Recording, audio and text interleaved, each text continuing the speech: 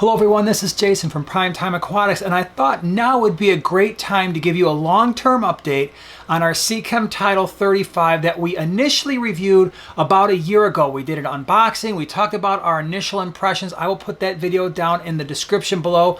But now that we've had it for a year, we've learned a lot more about this filter, both the good and the bad.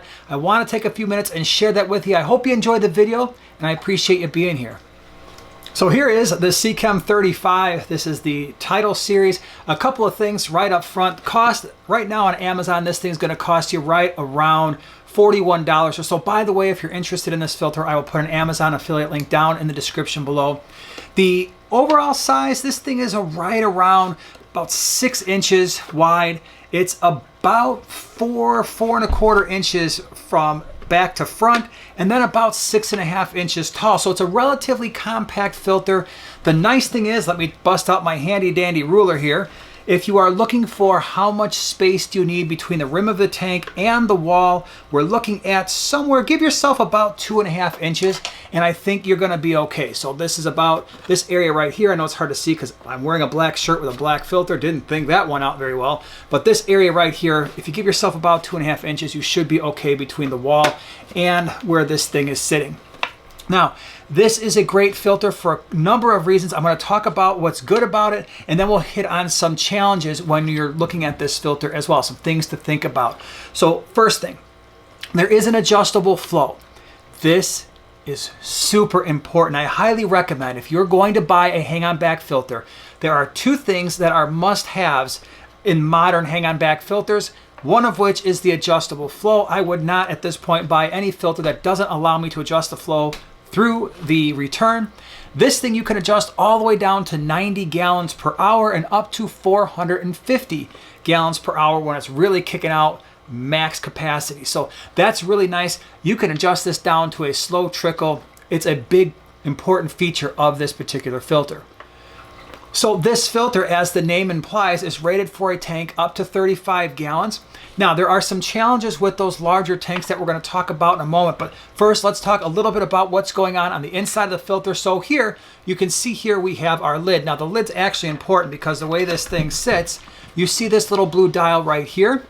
This thing will actually pop up just like that when the filter media is getting a little clogged. So you can see that kind of rise up when the filter media is starting to go through the bypass. Now, as we open up the filter, hopefully we can see, there is a filter basket, filter media basket. And this thing, probably gonna need 2 hands to do it. Hold on one second, there we go. So here you see the filter media basket. It holds a decent amount of filter media.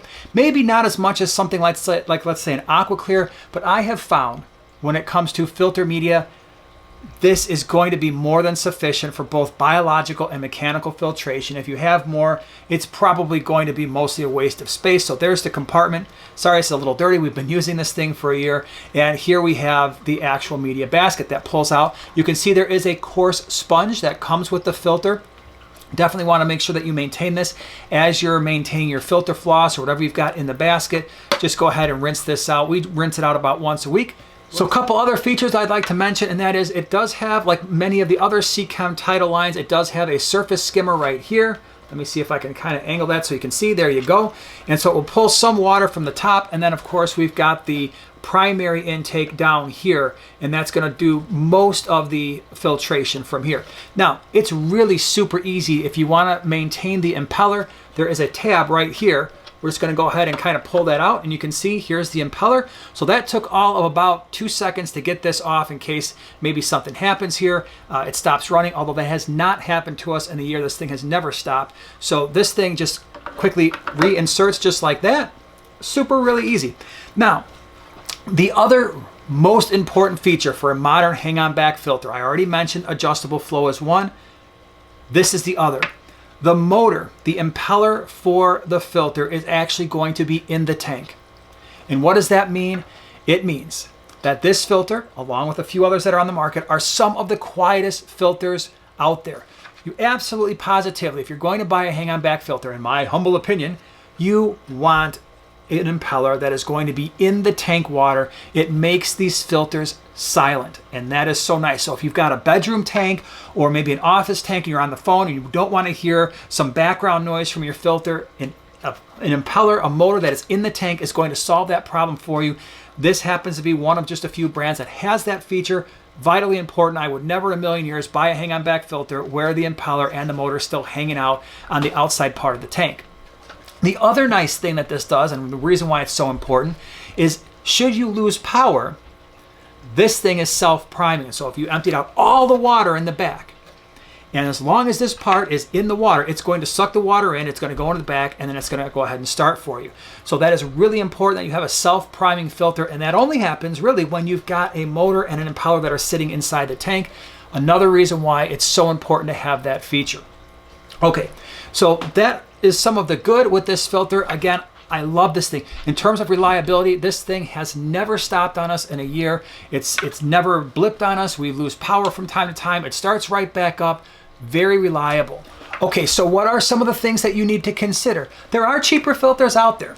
I don't think those cheaper filters are a better overall value than this necessarily, but this is $41 for a filter that is going to filter that kind of volume. If you're looking for something cheaper, this may not be your option, but sometimes you just get what you pay for, and sometimes the extra money is well spent. So one other thing I like about this filter, and sometimes it's not something we think about, but the cord is 8 feet long. That is super useful when you're hanging this on the back of a tank and you've got a little bit of ways to go before you get to your power strip or an outlet in the wall. An 8-foot long cord makes life a little bit easier. Now, let's talk about some of the challenges. There have been some complaints on the internet, the World Wide Web, that when the media gets clogged, sometimes too much water goes through the bypass. What we have found, what I have done that has pretty much completely eliminated it, and it's really not that complicated, is let's say you've got some filter floss and you're going to put that in your media basket. Instead of putting it and shoving it down this way and stacking it, wait for it, we do this. And we just put it in just like this, and we'll put in a couple pieces, and that has pretty much solved all of the potential issues. It's just putting the filter media in vertically instead of trying to pack it horizontally. Makes life a lot easier. The one thing I think you should consider is the intake itself. It doesn't go down very far. And because of that, this might not be a great filter for, let's say, a 29 gallon. I think there are better options for those larger tanks. Even though the flow rate is fine, this intake is far too short to adequately filter a 29 gallon in my opinion. This has been on our 50 gallon lowboy. It fits perfectly. This is a great filter for a 20 long, even a 20 high. This is adequate. A 10 gallon tank, this is great when you can turn the flow all the way down and still get a lot of capacity here for your filter media. But that is, to me, the biggest downside of this filter is the intake is a little bit shallow. I wish there was a way where this could come down a little bit, but at least for this model, when I bought it a year ago, that was not possible. But other than the intake, this is a great filter. It's narrow, it's sleek. The motor that sits inside the tank is absolutely vital for not only being quiet, but for the self-priming features. It's a very easy filter to maintain. You saw how fast I was able to take the motor off. Again, if you want more information, if you're interested in the filter, I will put that link down in the description below. And by the way, if you're looking for more filter reviews, check out this video up here in the upper right-hand corner, and we have some more in the lower right-hand corner as well. Again, I appreciate you being here. Thanks for watching. And if you found this video useful, share, subscribe, and we'll see you in the next one.